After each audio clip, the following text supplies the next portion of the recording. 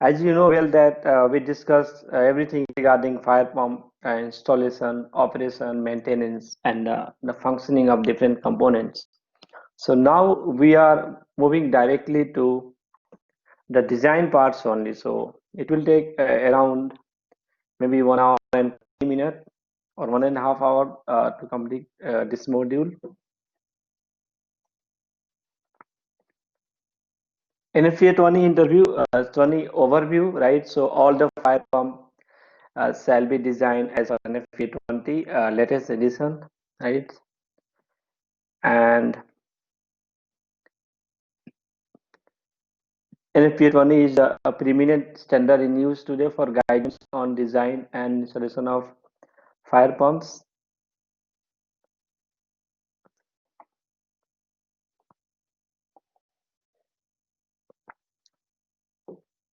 Moving on to the sources of fire water pump supply, right? So normally the availability of water supply generally determines the source of supply. In some area we have a city water supply or public water supply line. We can take directly water from those connections. Or in some areas they are taking directly the raw waters, raw waters mean the sense directly from the ponds, river, streams. It's also possible.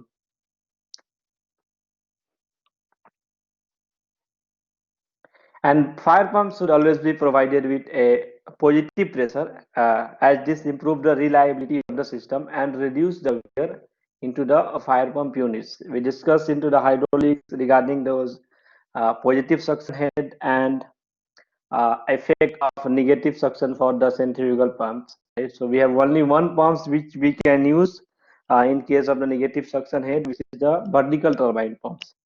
All other we are only relying on the uh, centrifugal pumps types.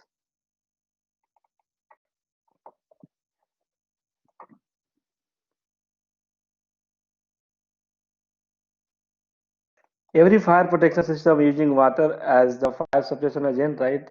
They require water at some sufficient pressure and volume to control and extinguish the fire. And that need for a fire pump is determined after those things. After the analysis of existing water source that can be utilized and whether they are adequate or reliable. So for the correct functioning of fire pumps, the water supply is must need to be adequate and reliable, right? So it should be available 365 days, 24 by 7 hours, so that uh, it can tackle the fire in case of emergency. Mr. Rafi, Yes, Davar, welcome.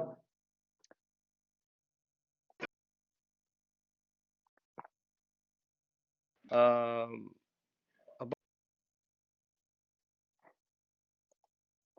Your voice is about breaking.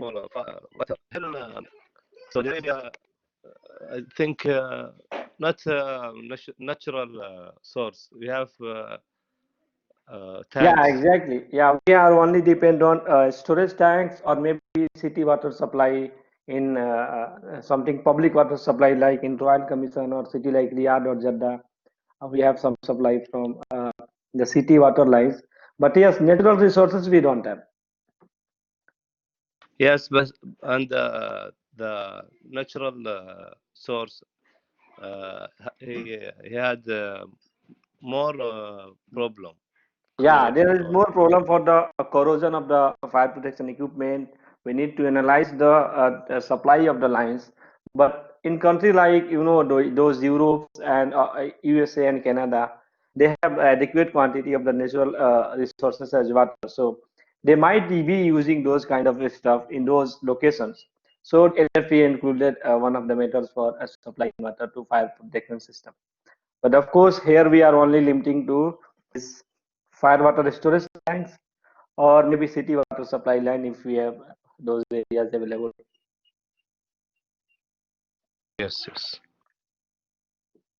So the requirement for firefighting include the rate of flow, the residual pressures required at that flow, and the total quantity required. Right. So we need flow from lines that we have some residual pressure for our fire pumping units, and it should be at least minimum 20 psi as per American Water Work Associations. But this is they are talking about the public water supply lines, not about the storage tanks, right, which designed as per NFPA 22. Most of the industrial fire are not alike, right? Industrial fire are totally different than the commercial or residential fire. This is due to the fact, the fuel involved into those industrial facilities, the weather conditions, the arrangement of the facilities involved, and the nature of the fuel configuration, right, available for combustion. So industrial fires are very difficult to estimate. The fire scenario will be the same for all the industry. So it depends on the industry types, the arrangement of the fuels, right, and what is the weather condition in those areas, and configuration of the combustions, how they have stored the combustible materials. And based on that, it might be a spill, it might be a spillage from the tanks, or maybe the gas leakage. Maybe there is a small break into the tank, and the pressurized jet is coming. So all those have different kind of the fire protection requirements, and different quantity of water required in case of the fire.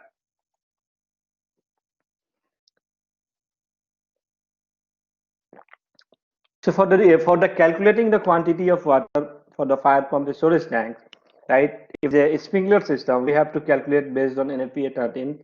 We discussed this earlier that based on the density graph, number of area, and hose requirement, hose allowances, we can estimate what is the quantity of water we need for sprinkler system. Similarly, for the deluge system, which is water standard for water spray system NFPA 15, for the large cooling or exposure protection for the uh, storage tanks, pressure vessels, or maybe the exposure protection for the piping racks. Those are the other standards, and maybe NFPA 30, which is the standard for flammable and combustible liquid code. So NFPA 30 and 30A has different requirements for water supply for flammable and combustible storage areas, right? So we have to first determine we have to first determine the quantity of water required based on the various codes, might be NFPA 13, 15, NFPA 14, and so on. And the fire water system shall provide adequate fire water to the fixed fire protection system and monitors or hydrant, right? Investigate to use free fire plants at the hydraulically most demanding single fire area. Even the buildings or even the commercial facilities, we are only designing based on the single fire scenario. And based on that, we'll estimate the quantity of water required for fighting the fires for number of hours. What is the number of hours to fighting the fires in those areas?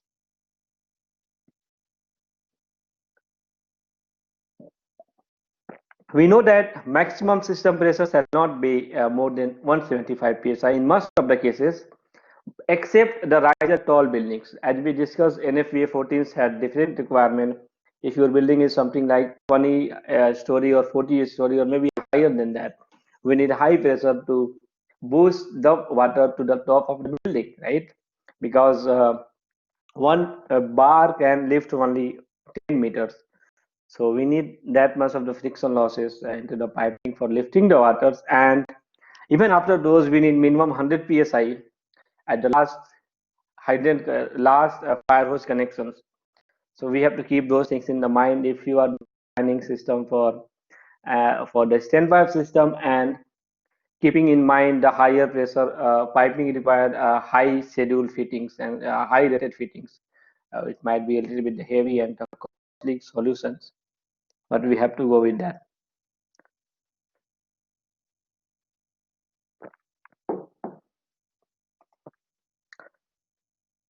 Now, for the fire flow rates calculation, right? For calculating the fire flow rates, we discussed in the beginning, in the sprinkler system, that for the light hazard occupancies, we need minutes all the way. For the extra hazard occupancies, we need around 2.5 hours. So, most of the cases, the water supply requirements should be between 2 hours to 10 hours for high hazardous area or for the industrial facilities, right? So it should be like 2 to 4 hours on fire water supply duration due to economics. Normally they used to limit those 2 to 4 hours, but for the industrial facilities like petrochemicals plant and facilities like Aramco, Sabik, or Ma'aden phosphate plant, those need those area need large quantity of water to tackle fire for up to 6 hours or maybe 8 hours.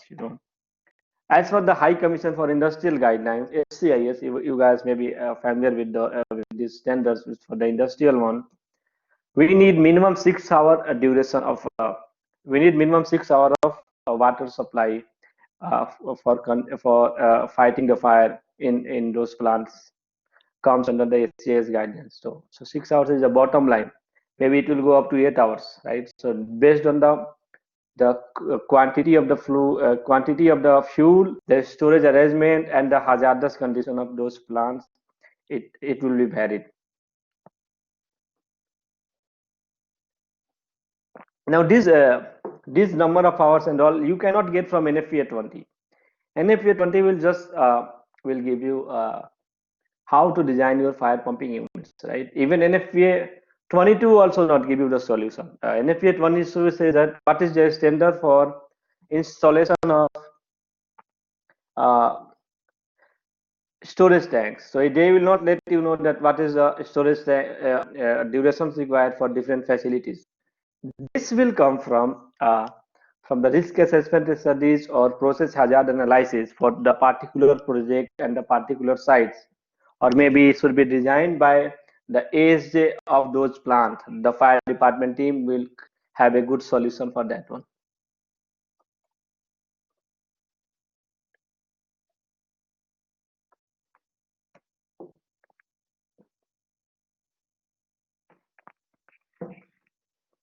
Now this is some of the duration of required fire flow as per fire protection handbook. They have roughly estimated, right? So they have said that they have just estimated the flow based on the duration of hours. So if the flow is for 1000 GPM, the duration might be for 2 hours, and it will increase further to 10 hours based on different facilities and different area requirement.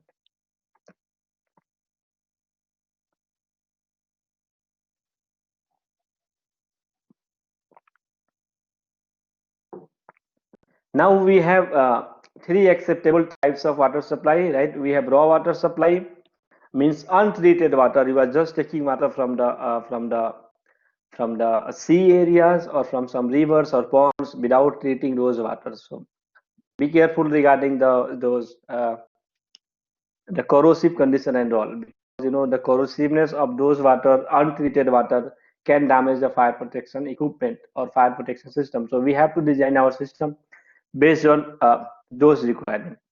The second one, the most common we are encounter in our place, is stored water, right? As for NFPA 22, it should be designed as for NFPA 22 for meeting the maximum demand of fire protection system. The last one we have for the municipal and private fire water distribution means those we are getting supply from the public water supply line. Maybe you have seen in on the roadside there is a hydrant, right, supplying by a central fire pump unit which is pressurizing the complete area. Those comes under the municipal water supply. So while designing and selecting those requirements for our fire protection equipment, we have to be careful regarding various. We have to consider various scenarios like hourly variances in uses, future growth, municipal supply changes, and true static pressures. Because by time to time and season to season, the consumption of water for household, for the plumbing works, for the hygienic work, it will go up and down. So if you are taking water from the municipal water supply, we have to be careful that we have to take the data, test data from the fire hydrant, that we can get this much amount of waters at considerable flow and pressure for continuous 2 hours without any interruption. Let's say, for example, in the in the morning time when everyone is going to the office, the quantity of water, demand of water is higher because everyone is using their washroom and lot of stuff, and the water requirement at those time is the highest in 24 hours. So our test data should be normally from that point, or maybe in the summer time like July or August, we have in Saudi Arabia lots of water demand for irrigations works, or for the gardening works. So we have to keep those things in the mind while selecting the municipal water supply.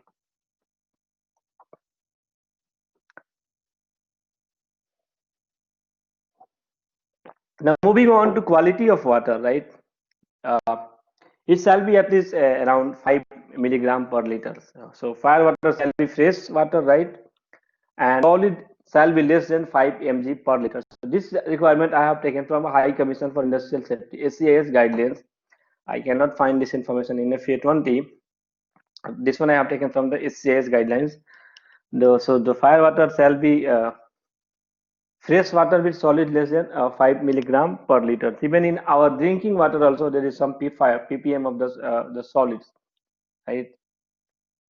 Sea water or brackish water shall be permitted when no feasible alternative exists. We can take water from the seaside, directly if we don't have any alternative. So in some location we don't have water available, right? Maybe in some parts of the kingdom or anywhere we can use the seawater supply.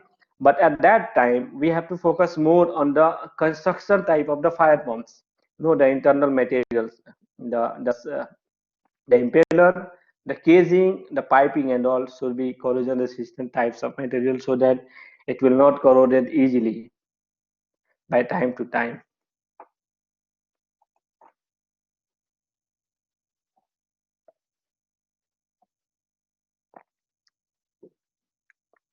Now moving on to the pump selection and curve interpretation process, right? We discussed around the water supply. We discussed regarding the municipal public service mains, right? But if we are taking water from the municipal supply, we have to be careful regarding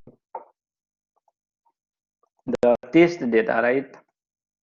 Suppose this is your new plan and you want to protect this building by a sprinkler system, and there is one underground fire water network passing.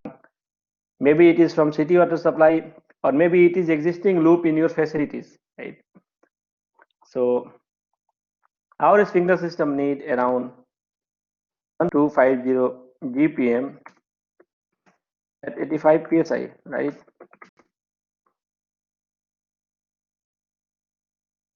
So this is our demand.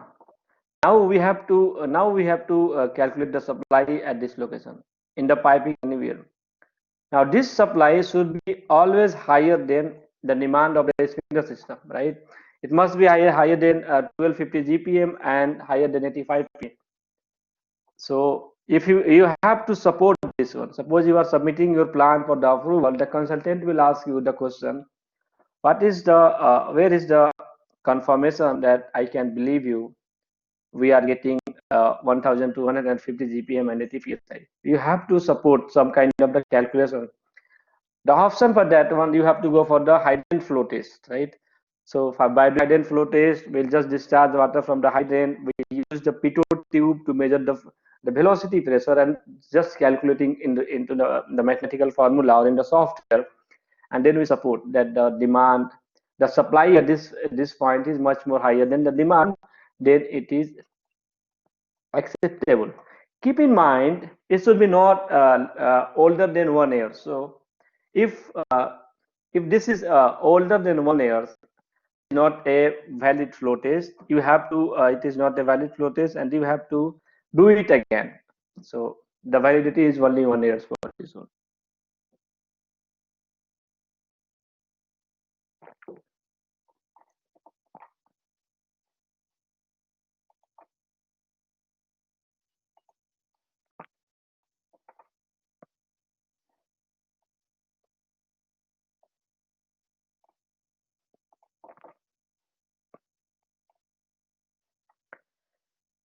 Okay, now we discussed regarding the water supply requirement and all.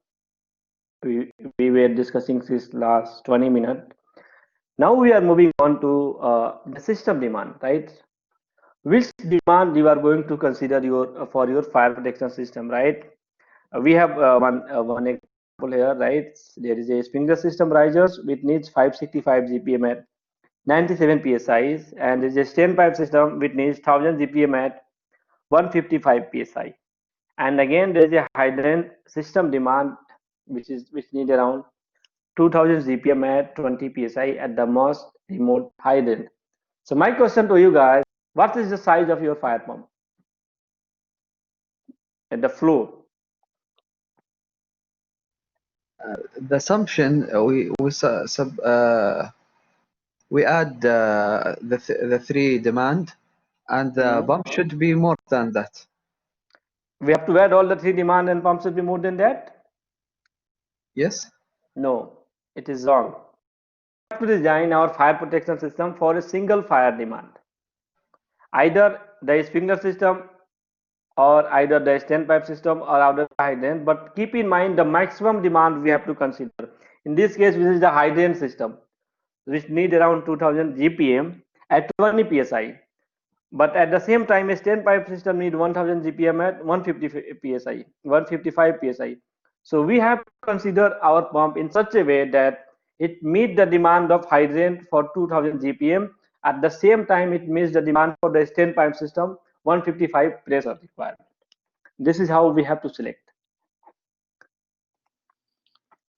So we have to take care of all the demands that we have. But for a single area, if there is more than one system, for example, if there is a sprinkler system and standby system, for example, in the same building, then we have to add the demand of both systems, right? If it is within the same protected area. We have to add the demand of the one which is the maximum required flow. If your standpipe system required 1000 GPM and your sprinkler system required 565 GPM, then we have to keep in mind to take any one which is the higher. In this case, the 1000 GPM is the higher one.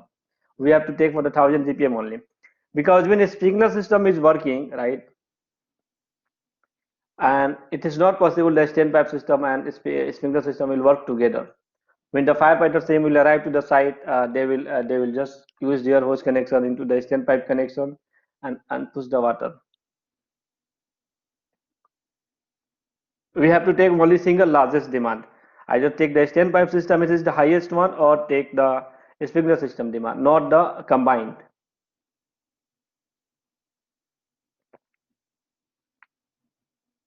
Yes, Anas. Yeah, it's actually strange. What we have, for example, in our facility, if we are talking about the same hazardous area or the same protected area, Yeah. we will add the fixed system plus the manual firefighting demand.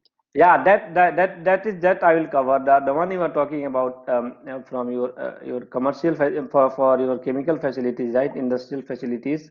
Yeah. What we were talking about, we have a storage tanks protected by the deluge valve, and Yes. then we need a fire hydrant from at least three sides to fight the fire, which required at least around 7,500 LPM extra for the manual firefightings, and for the fixed one, whatever we calculate in the hydraulic calculator software. So the demand in the industrial facility is totally different to the demand in the residential complex or inside the buildings. This figure is only talking about inside a building plant. Okay. But And so in normal buildings, we will just select the highest demand of any system. yeah, exactly, highest demand of any system. Clearly. Normally, for the industrial facility, they ask to add around 7,580, 7,500 something GPM, sorry, LPM, for which will be equal to three fire hydrant working together to fight the fire from three sides. So that one you are talking for the manual firefighting mode.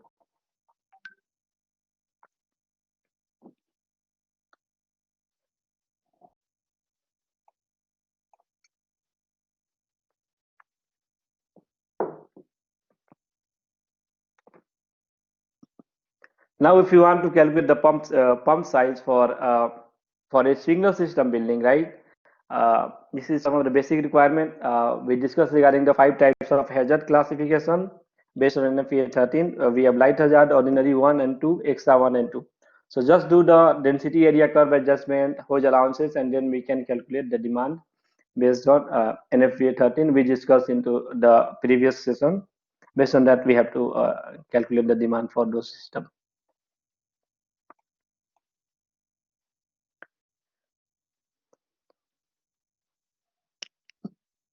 Now for the standpipe system, right? What is the requirement for the standpipe system selection, the demand, right? The standpipe system in a fully sprinkler building with a standpipe as for NFPA 4, right? Which is a standard for the installation of a standpipe and hose system, says that first standpipe requires 500 GPM at each additional standpipe. First standpipe required 500 GPM and each additional standpipe required 250 GPM up to a maximum of 1000 GPM.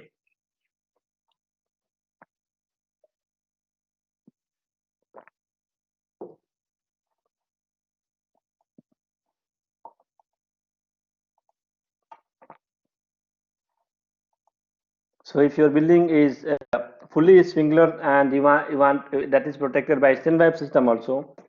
So in that we need standpipe system for the remote one 500 GPM and each additional we need to add 250 GPM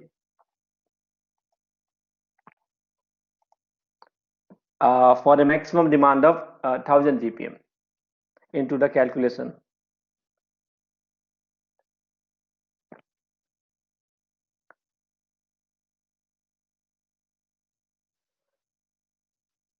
For example, a building with two standpipe system which required a 750 GPM pump, 500 GPM for the first standpipe and 250 for the second one. This is how we have calculated for the standpipe system. I think more frequently we are going to discuss regarding the standpipe system design into the next module, where we will get the more clear idea regarding the pump selection method.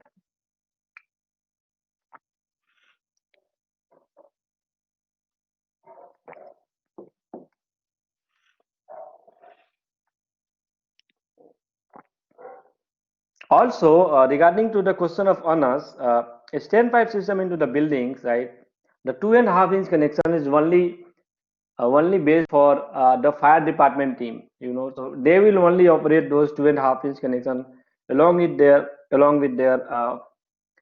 fire trucks, connecting those fire trucks into the building and then fighting a fire. So those 2.5 inch will not take water from our sprinkler system. It will take water from maybe from the nearby fire hydrant or from their fire trucks capacities to boost the water and fight the fire.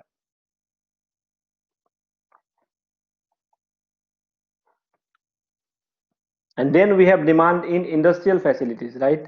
As we discussed a while that you said regarding the fixed water supply, this is the condition for the fixed water supply.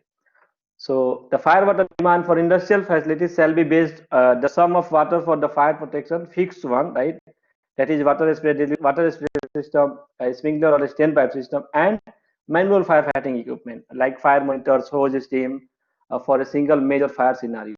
Single major fire scenario must be in the process or risk area, right? Process areas or the area where we have the high hazardous fuel available to fight the fire.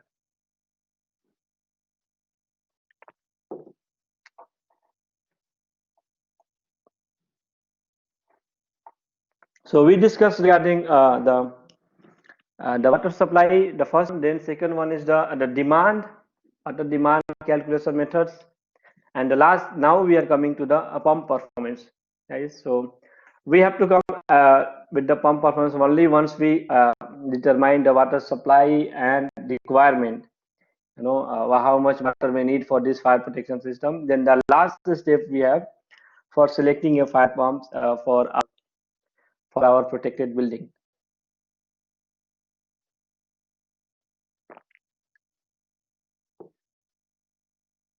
So for any centrifugal pumps, right, The capacity of those pumps should be as per table 4.92, which will just go into the next slide.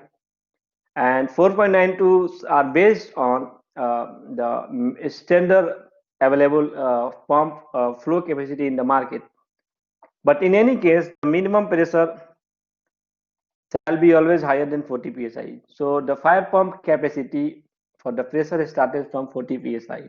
Maybe for a small building or a small protected space, one floor, we have fire pumps with 40 psi ratings also available in the market.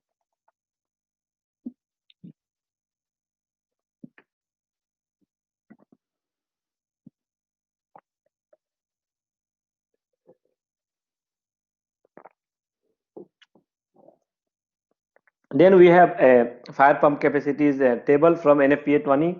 Table 492 talks about different capacity of the fire pumps, right?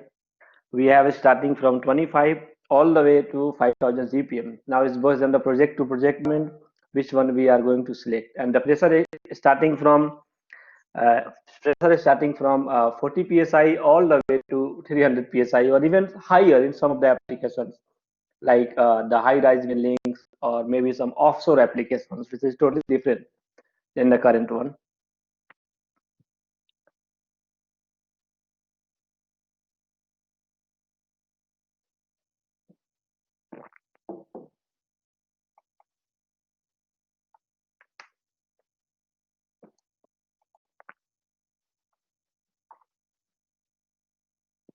Now this one is the basic pump performance criteria.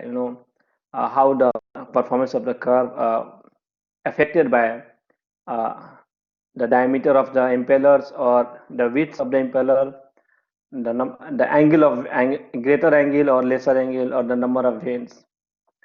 If you can see the first one, right, the eye of the impeller is bigger than the second one. So in the first one, we'll get more flow, the more GPM. So if your pump capacity of the pump is for higher capacity, the eye of the impeller will be a bigger size. The second one talking about the wider the impeller size, the more flat curve we will get. If you can see the first graph, right, this is more wide than the second one, and in this case you can see this is the pressure and this is discharge Q graph. You can see we are getting almost the flat curve, right? We are almost getting the flat curve because of the width of the impellers. In the second one, if you can see, the width is very less compared to the first one, and soon after the condition or from the zero flow, when we are getting rated condition 150%, pressure goes further down, right? So this is the criteria where we are getting the narrower, the less flow and pressure performance by the pump. And the next we have the number of vanes, right? How many vanes we have. If we have more number of vanes, right? If you can see, these are the vanes. We have 6 vanes in this impeller. We are getting almost flat curve.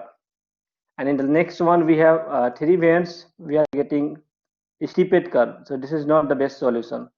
And same for the angle of them. What is the angle between the vanes? The less angle means the flat curves. The higher angle means the steeped curve, right? So this is regarding the pump performance and the design of the impeller, the size, number of vanes, the width of the vanes, eye of the impellers, right, and the angle. Mr. Rabi, here the more flat curve is the better, right? Yeah, exactly. It's more flat curves is better because it will provide us higher flow at higher pressure. Yeah. And if your pump is designed by by UL or FM Global, in the most of the cases you will be getting like this one only, because FM Global have some criteria regarding the performance of the pump and the size of those impellers. So we cannot get any kind of the problem with the FM approved curve, but it is totally based on the designer, the manufacturer of the pump who is making those impeller and all. But again, we have to read the curve. Understand these things easily. What I'm going to do, I'm just going to after this module, I'm going to going to include one project-based the certified pump curve from the manufacturer, and then we'll discuss everything, how the diameter of the curve affecting the performance of the pump, the supply, the suction supply, what is the need of the HP, horsepowers, all those things we'll discuss in detail. Excellent, excellent.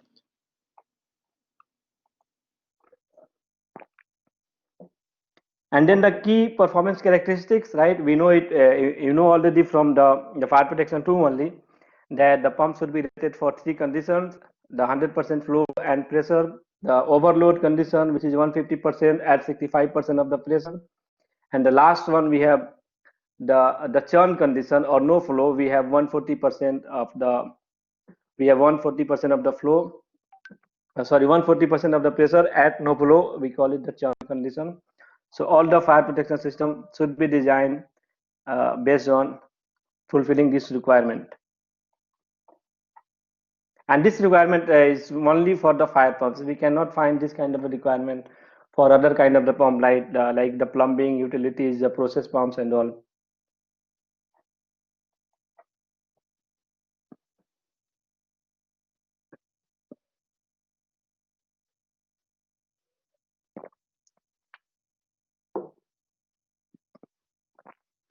Now this is one of the pump characteristics curve, right? Here we can see a set of condition we have at this location, right? At 140%, I mean there is no flow, and then we have a rated capacity which is 100% flow and 100% pressures at this location and this one, and then we have the 1% or overload condition at this location. So if you can see at 150%, the minimum pressure should be 65 psi. Sorry, 65%, not psi, because this is in the percentage. And at the 100%, we have 100% pressure at 100% flow, and at 140% of the pressure, we have zero flow. So this is how the pump curve, performance curve we have to read.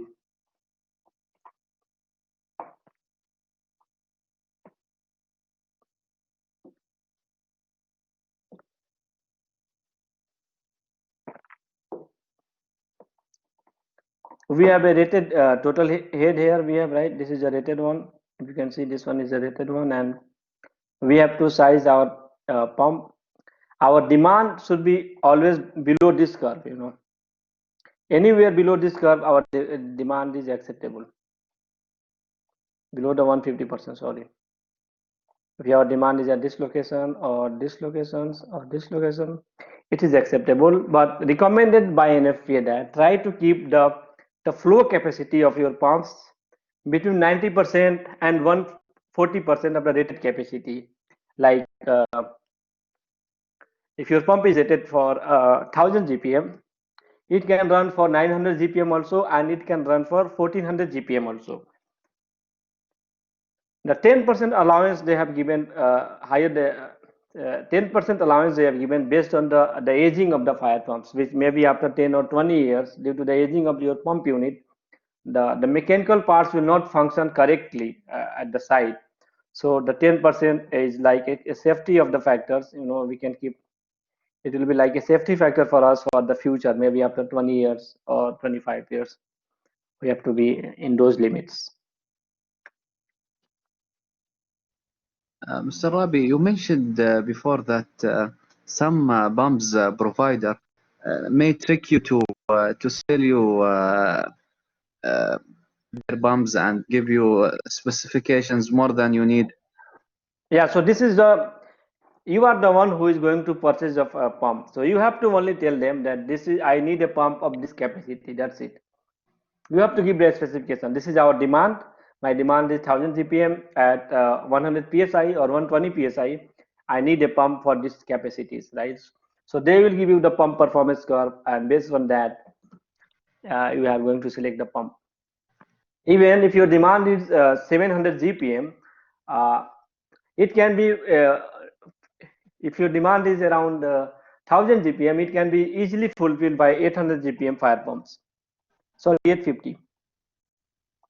if you can see this graph, if your demand is 850, 750 is available in the market, we can use easily 750 pump for your application of 1000 GPM, because it will work at less than 140% of the pump capacities.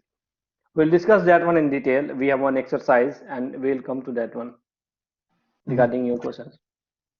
So I asked them for the performance curve of that pump. Yeah, this is the first requirement for actually for discussing about the pump. You must need to ask the data sheet along with the pump performance curve, and you have to read all the pump. You should be able to read the pump performance curve correctly.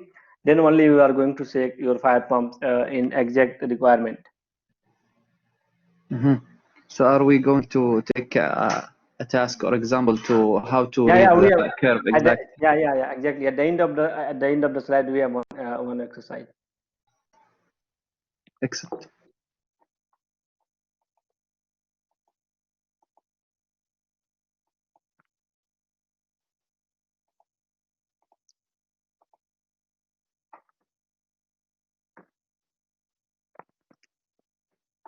This figure is simply talking about the same. This is the same as the previous one. They just want to mention with the blue line that this is our 100% rated head, right? Rated capacity of the fire pumps. This is our total rated head, and this is our total rated capacities. And this is the 150 condition, and this is 140% shut off condition.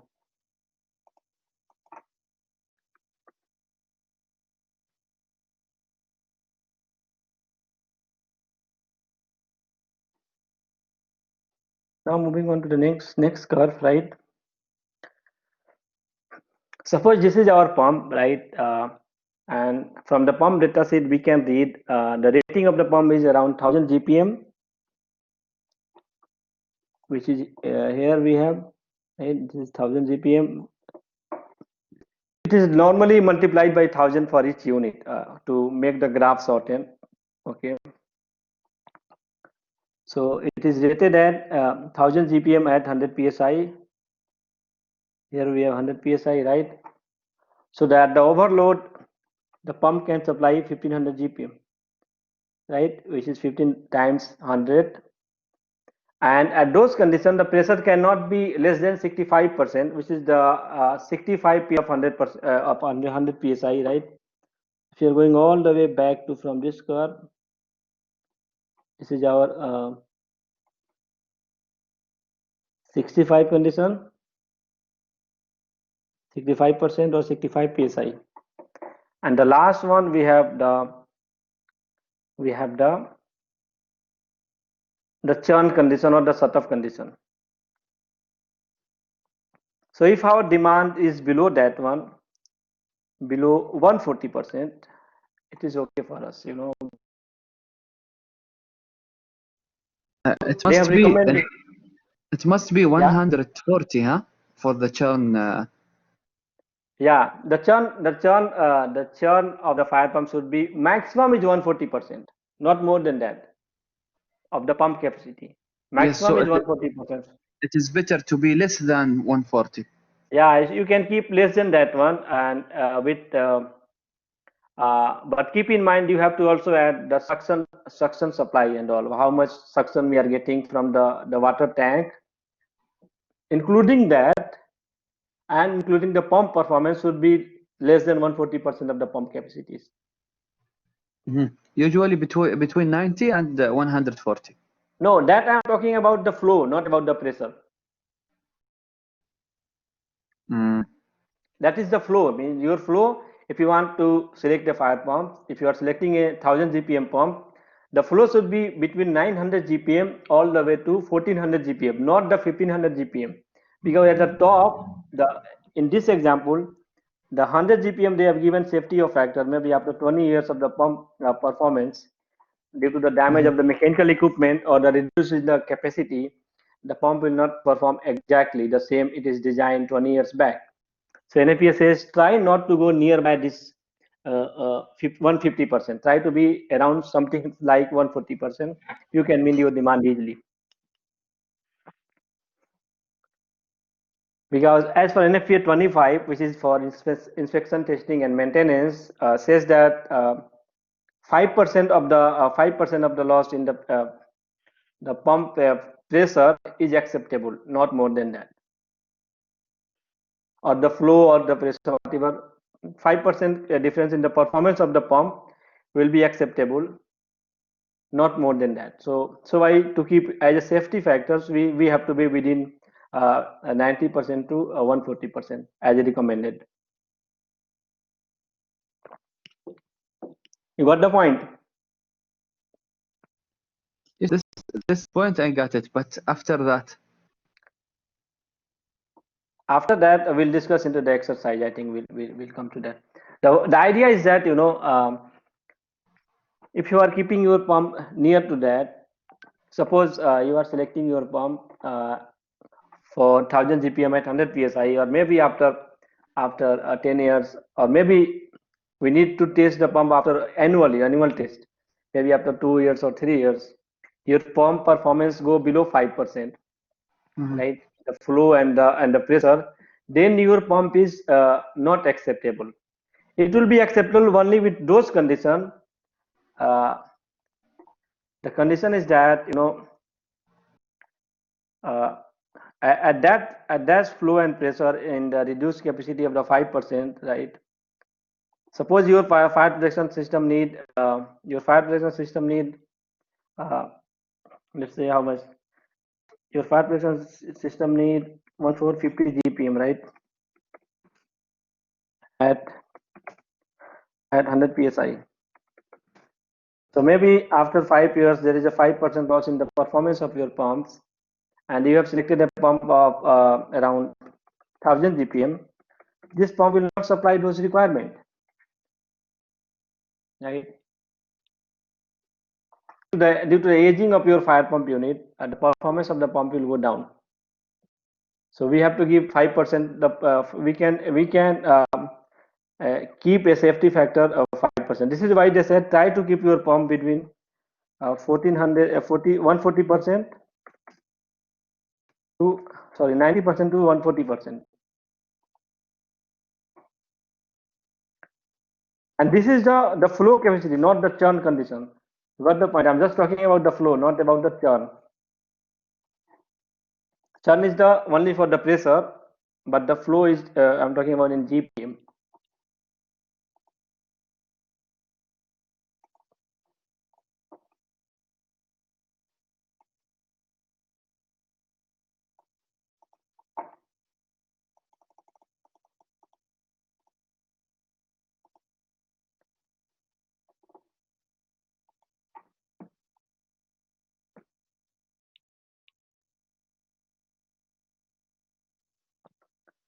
Now in this example, right, this is the same as the previous one, right? This curve is the same as the previous one,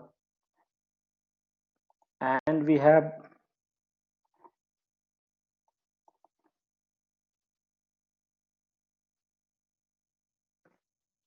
to make sure that what is the pressure we are getting at 700 psi, right? So if you have selected your fire pumps for suppose you have selected your fire pump for 1000 GPM at 100 psi into your project, right?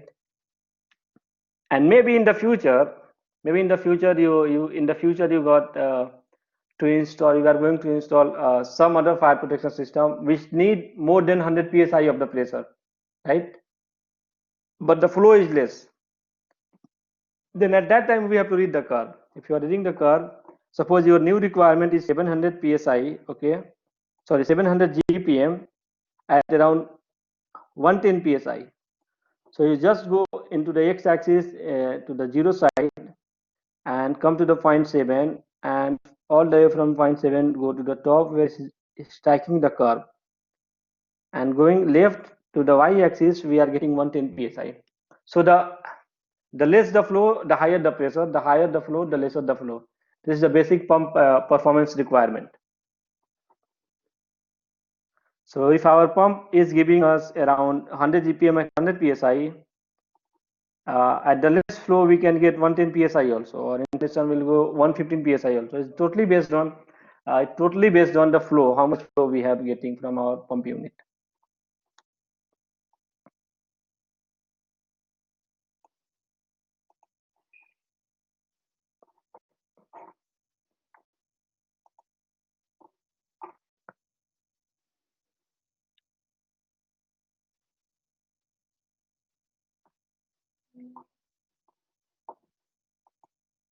And this is our system demand. This is our system demand. The demand is 1100 GPM at 65 psi, right?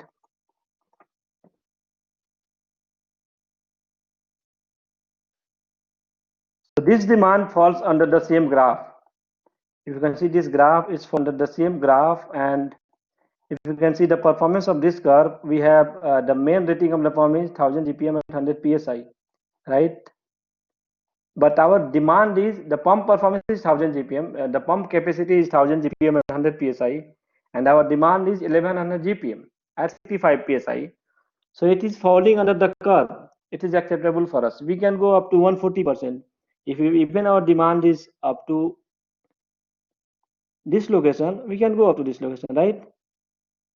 In mind, at those increased demand, the pressure shall not be less than 65% of the pump capacity.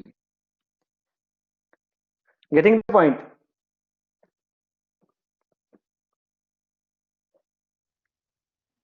Yeah. Yes, you mean if we need. Yeah. Go ahead.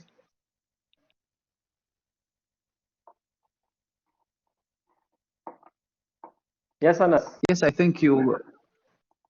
No, I was listening from your side. And some other guy started speaking at the same time. From my side, it is very clear. Okay, so Ahmad, you were saying something. Yes, what I understand, if we need extra GPM, we can go with the pressure until 65. Percent It of is 65% of the acceptable. rating. It is acceptable. Okay. And so in the future, if your is higher and your pressure is less, then we can use the same pump. So this is the reason why it is the best practice for you guys to consider the future requirement also. If you have a plan that my factory or plant is going to increase in the future, try to choose the pump of the exact capacity. So means higher capacity. Maybe in future you don't have to replace that one. So it's based on the demand of the future and all.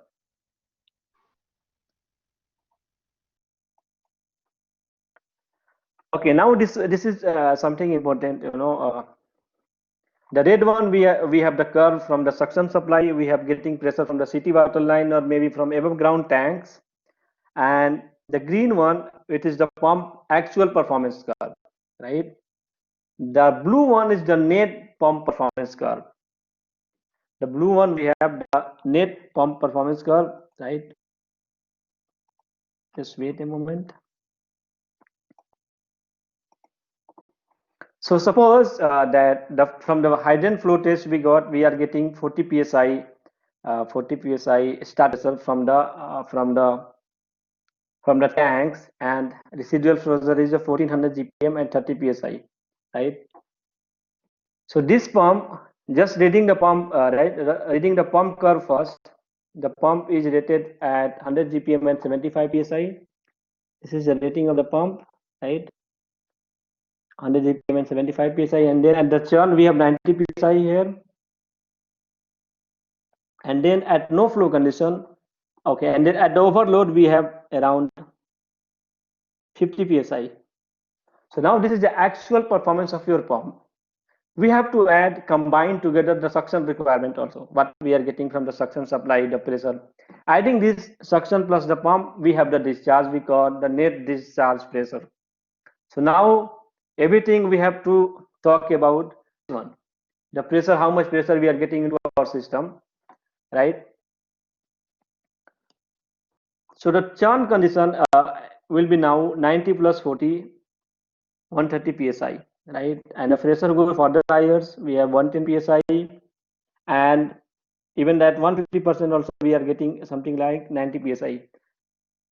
This is the reason why when you are going to purchase a pump, the supplier will ask you that give me the detail of the suction pressure or maybe the suction supply. He want to make sure what is the suction pressure you are getting from the supply lines or from the storage tanks, so that he will make the pump impeller and all based on, he will select the impeller pumps based on your requirement. You know, it will make them more easy to meet your project requirement exactly, right?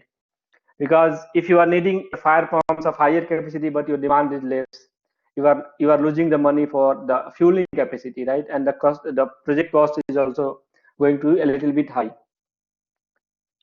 So we have to combine those together, and then now we are going to make our things based on this one.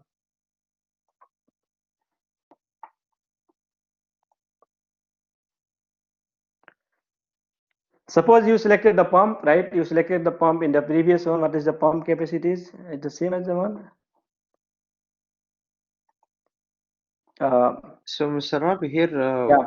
what you mean, for example, for the whatever installed system Ah. need to be under the discharge curve, right? Yeah, under the discharge curve, exactly.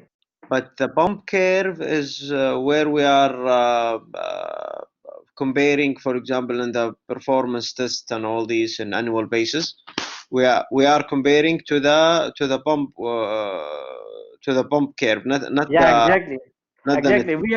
We have to make sure for the 1500 GPM flow, which is the overload based on the pump curve, right? But the churn condition we have to make sure along with the suction supply. So the for the churn you have to take along with this line. You got this point. So the churn for this pump will be around 40 psi plus the actual rating of the fire pumps, which is 90 psi churn. So 40 plus 90 is 30 psi. So if you are measuring the overload, we have to measure for the pump capacity, which is as for the pump characteristics curve. The rating also we have to measure with the 100,000 GPM at 75 psi. But the churn we have to go for suction supply plus the pump performance. Oh. Because we want to make sure in any case the suction supply from the plus the pump pressure shall not go more than the designs of the fire protection system. If you are not including the suction one and going up to 150 psi and later suction one giving 40 psi, it is higher than 175, it may be 190 or 200 psi, it may damage your fire pump unit. Yeah. So for that one we have to the overload is the same as the pump, right? We have to measure the pump capacities, and for the others we have to work accordingly.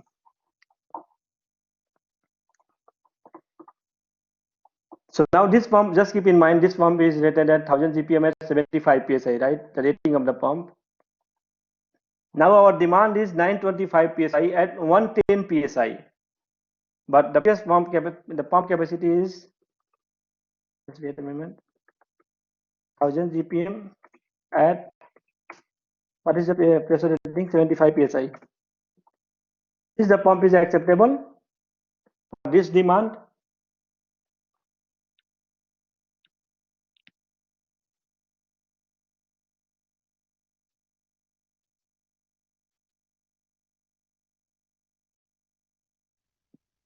Yes. You are asking? Yeah, I'm asking that if the pump capacity is 1000 GPM and 75 psi,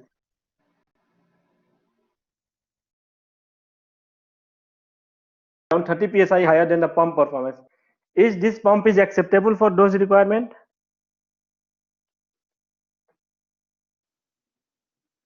Yeah, it should be acceptable. Yeah.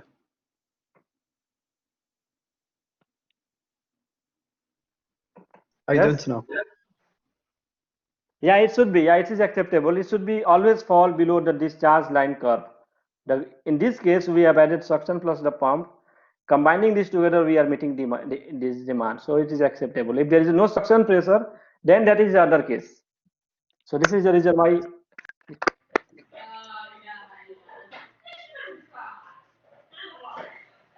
Yes, Muhammad Jawad.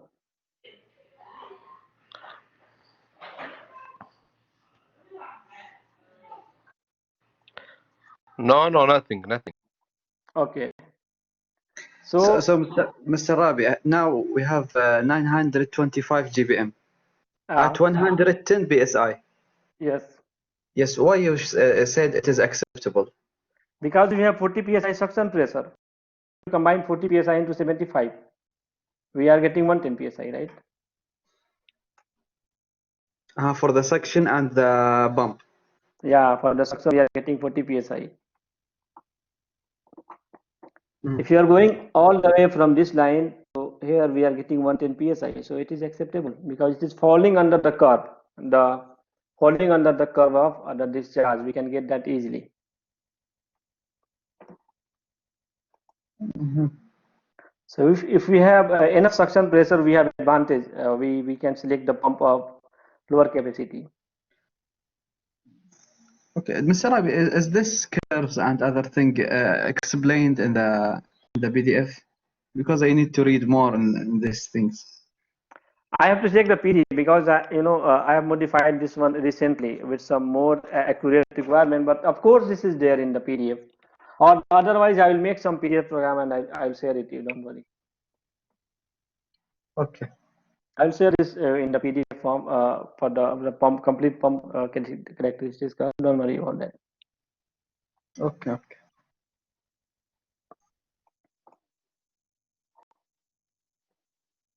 So going on to the same pump, right? We discussing the same curve since last 3 slide.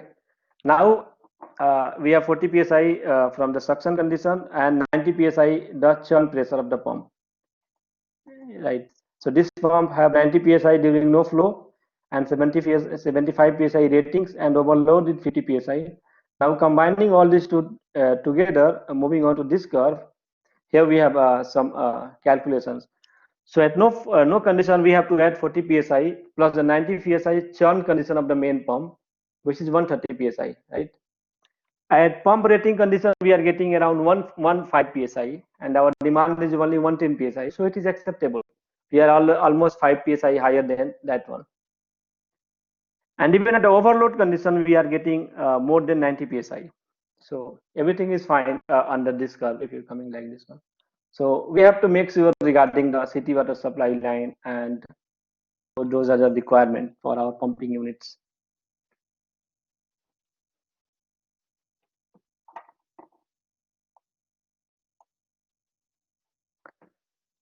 Okay, now I'm moving on to the one example we have, right? For the pump selection, the procedure.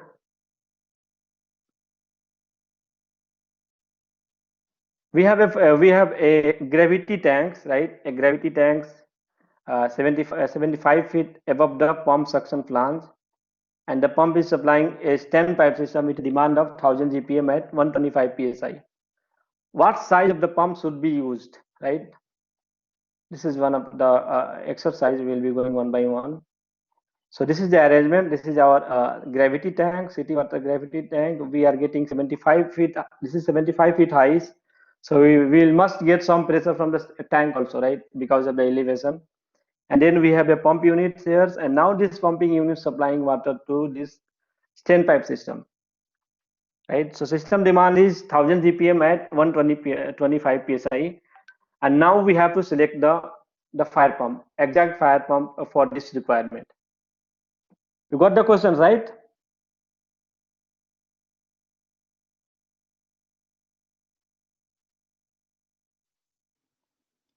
Yeah, so already the suction pressure will be Yeah, almost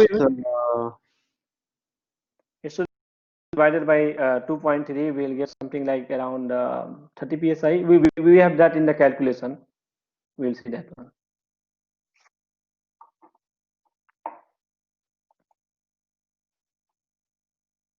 So now 500 GPM will not work.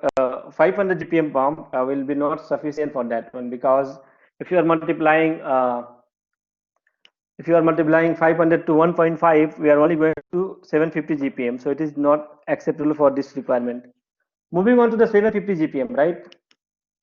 If you are multiplying 750 GPM pump to 1.5 condition, we are getting 1125 GPM, which is at 150%, and may be possible, right? This arrangement is possible. Is it?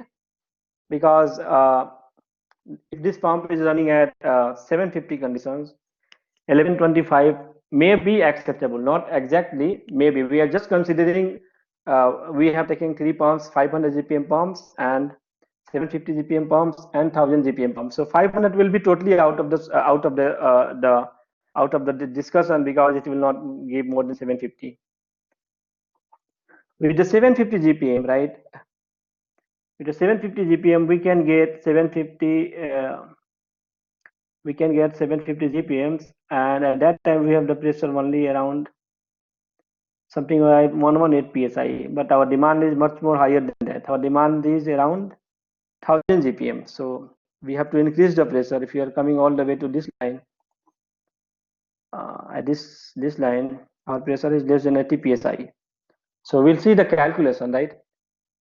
So just read the curve. This curve, we have a churn of 140 psi, and sorry, 140 psi. We have the churn condition, and the flow we have 750 GPM pump capacity, a pump rating of something around 115 psi. So here we have the calculation for the previous curve, right? So the pump is rated for 750 GPM, right? 750 GPM will provide 1000 GPM at 92 psi. Getting the point?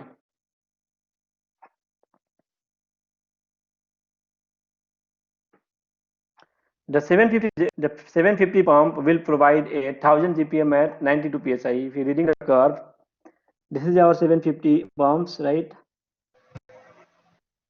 This is the curve of our fire pumps, right? So if you are running the pump at 150%, right, which is 1000 GPM, which is higher than 1000 GPM, and this is our 900, 1050. In between that, just take a line directly perpendicular to this axis up to this one, right? So this is our. It will Yeah. give us around 92 psi. Yeah, it will give 92 psi exactly. And also the pressure comes from the tanks also will give us around 30 psi. So we add it together. Yeah, we have to add this together and make sure that if it is supplying our requirement or not. So 92 psi, we need that one. At 1000 GPM, the pump is giving us 92 psi. But at the same time, due to the height of the tank, a storage tank, we are getting 31 psi. If you are multiplying 75 feet times 0.433, right? So we'll be getting around 31 psi.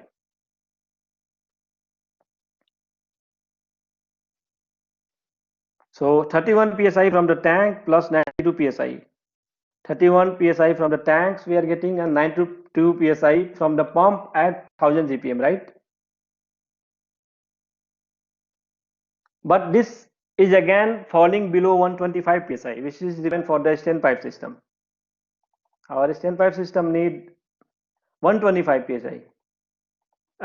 Even though your pump is running at the taking the advantage of the suction supply, your pump is not able to provide 125 psi. We are getting only 123 psi, which is just 2 psi below that one, and even we have to give some 5% safety factors, no, for the pressure. So it is not acceptable.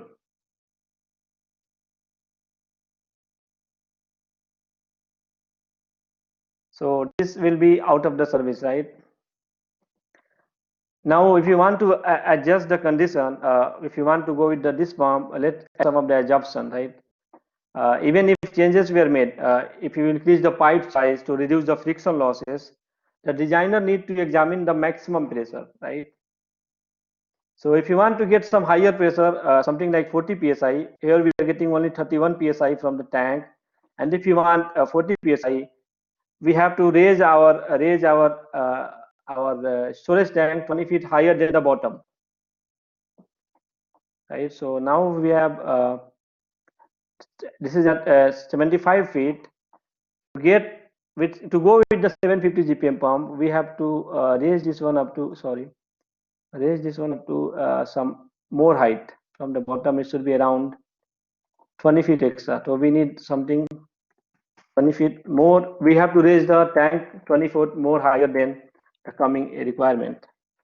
Even though it will be a costly solution, right? The solution is very costly to you have to keep in mind regarding the construction materials and all. So better not to go with the with 750 GPM pump, because when the higher flow is going on, the pressure is getting reduced. Yeah, Mr. Rabi, can we use the same instead of just changing the tank and all these? If we just flatten the curve of the pump more, for example, change the impeller or modify a little bit in the pump. Yeah, modifying the impeller is very difficult. It should be, you can do at the site, but it will take some some of the efforts for you guys. Maybe you cannot come to direct solution. Impeller size they have designed for 750 GPM pump. You cannot increase the impeller. You have to just trim the impellers. Maybe it will not be effective for those solutions. Why I am taking this example? Just in case of the beginning of the project and you have to select a pump, you are going to purchase a new pump, not for the pumps which already installed at the site and doing some adjustment in the RPM and the impellers. That is the other case. So if we are still in the pump selection, we can just select another pump with different curve. Yeah, exactly. This is what I'm discussing. I started from 500 GPM. Now we are at the 750, and the next we are going with the 1000 GPM pump. No, the same 750, the same 750, sorry, GPM. If we just, for example, the same capacity but maybe different impeller, it will be more flattened. We will be within the range that we are looking for. But at this location, going to if you are looking for a different impeller size, right? Yeah, maybe if you are still in the pump selection, we can just communicate with whoever is the manufacturer. We need, for example, more flattened curve from whatever provided. No, they have some other requirement. UL guidelines. The insurance company UL or FM set them some guideline that what should be the percentage of the flow and the size of the impeller. You cannot keep the narrower or less impeller for the high performance flow. So they have to follow the guidelines of the UL FM or UL for those kind of the requirement. Yeah, okay. So they have the already standard bumps. They have to follow. They have to follow the UL and FM standard for the pump, impeller, and all. They have to follow to get those stamping. Now, if your pump is not rated, that is the other case. We can speed the RPM of our pump, and when your pump is running at more than the design capacity, there will be vibration and lots of vibration into your fire pumping unit. It will damage the mechanical equipment. Yes. So 750 GPM is not a solution for this one, right? And there is a other case with that one, right? We are getting around 123 psi at the flow. Suppose we have 31 psi. We have 31 psi as we are getting 31 psi from the tank plus 92 psi. Sorry, plus the churn pressure of this pump, which is 140. 140 plus 30 going around 171 psi. So better we should not go with 750 GPM pump, because at the churn condition along with those we are getting around something like 189 psi, which is not a possible solution for this one. What they want to decide, this exercise letting us know that if we can raise the height of that also, we'll get some enough positive pressure at the suction side, and we can achieve those requirements. But again, it is getting higher than that one. So okay, let's move on to the 1000 GPM pump, right? With the 1000 GPM pump, we have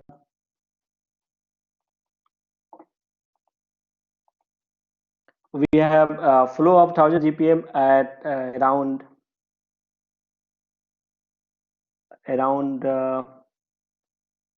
115 psi, right? The pump rating is 115 psi at 1000 GPM, and at the churn condition we are getting 129 psi. At the overload we are getting 1500 at something around 72 or 73 psi, Just go with this pump curve, right? So the 1000 GPM pump will provide 1000 GPM at 115 psi net pressure, 100% flow and capacity without the suction pressure, which we are getting 31 psi based on the height of the tank. So adding this together, we are getting 146 psi at 1000 GPM, right? So it is much more higher than 120 psi. Our system demand is 125 psi, right? And we got 146 psi. So 1000 GPM pump is much more better than all those previous pump. We have to go with this pump. Now, if you are looking for the churn, we have to add 129 psi is the churn pressure from the pump curve plus 31 psi we have to add. So even after that also we are within 160 psi, right? We are getting 160 psi at the no flow condition. So 1000 GPM pump is the acceptable one for this requirement. And we have to go with the 1000 GPM pump, which is the better choice than 50 GPM pump. 160 psi acceptable because it is less than 175. Yeah, exactly. Less than 175, or some fire protection system is rated for even 24 bar. But that is just a special case, which is a standpipe system, right? So it is 160 psi is the acceptable one in this condition. Because after that we need pressurized fitting and other things. Yeah, we need pressurized fittings and the pressure reducing valve. That is the other case for the high-rise building.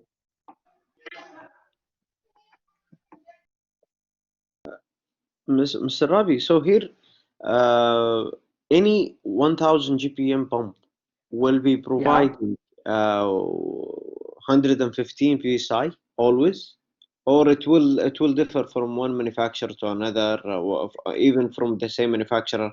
They will have, for example, the same 1000 GPM pump, but at different pressure. Now this comes. This is what I am explaining from the beginning. They will customize your fire pumps based on your requirement. Maybe you are installing fire pump only for the high range, and those need only 100 psi pump or minimum 20 psi residual pressure. Based on the project to project. Now you are installing your pump only for a sprinkler system, which need only let's say 500 GPM at 60 psi. They will give you a pump of the same rating only. It's based on the pressure requirement and based on the flow requirement, and based on your project to project requirement, they will size the impeller size, diameter, and all to make your demand fulfilled by those requirement as per NFPA and legal guidelines. So we have one option is to go for the 1000 GPM, or we can again for the same previous pump, which is 750. No, that is not acceptable. Much more. That is higher than the guidelines of the FM or UL those make of the pump manufacturing process. And being a fire protection engineer working in the project side and the facility management, we don't have to more worrying or emphasize regarding the pump manufacturing design and all those things for their manufacturing process. We have to only give them our requirement. We need this much GPM and this much pressure. You have to provide the data sheet, and then we will see the data sheet. We'll read the data sheet, and then we'll see if it is acceptable for us or not. As I said, 25 psi is the minimum rating of the fire pumps, all the way to up to 300 psi or even higher. So based on the flow and pressure requirement, they will design the impeller based on the project to project. Even 1000 GPM pump will be rated for 70 psi also or 80 psi also. It's only based on our requirement. Okay, clear.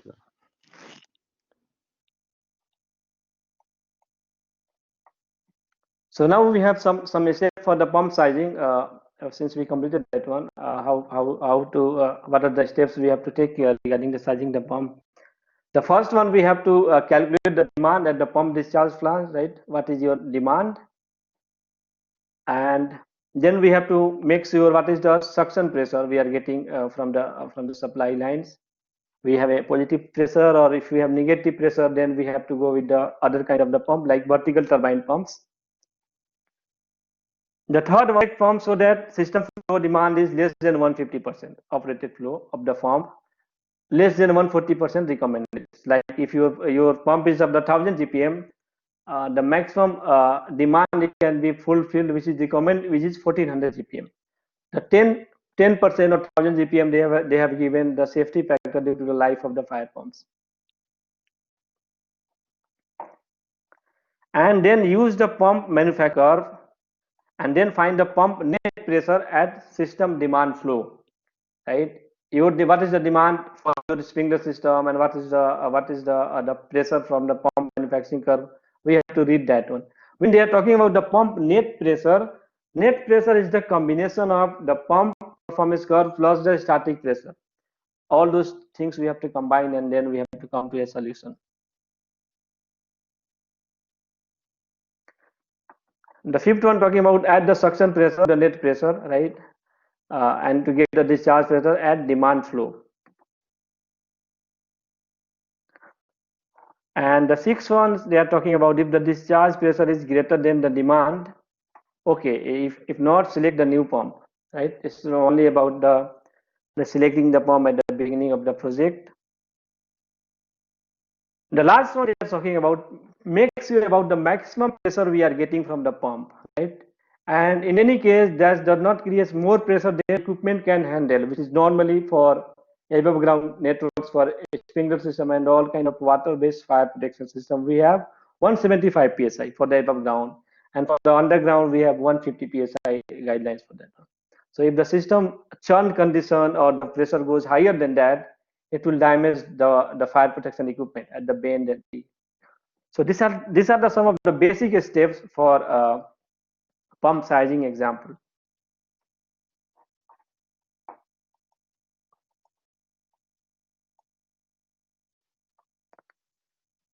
And now we have some code issues, right? Some of the code issues you may have to follow and you will find while designing or selecting a fire pump. The first one, the pump construction capacities shall be as per 20 capacity rating, and the construction should be as per NFPA 20, and pump shall be approved by ULNFM for the accuracies. If we have the horizontal elbows or T, we have to use the 10x rule, which is 10 pipe diameter we discuss into the suction size to avoid cavitation into our fire pump unit. Pump must maintain a positive pressure at the suction flange, which is recommended one. In split case or in suction pump, if you have a pump of vertical turbine pump, that is the other case, because those in the vertical turbine pumps, the turbine itself is inside the water. So there is no, it is lifting water from that level. And the electrical feed to fire pump controller must have a 2-hour fire ratings, right? So if there's any electrical feed, should have a 2-hour fire ratings, and so that it will be work in case of the fire. And fire pump cannot be used pressure maintenance pump.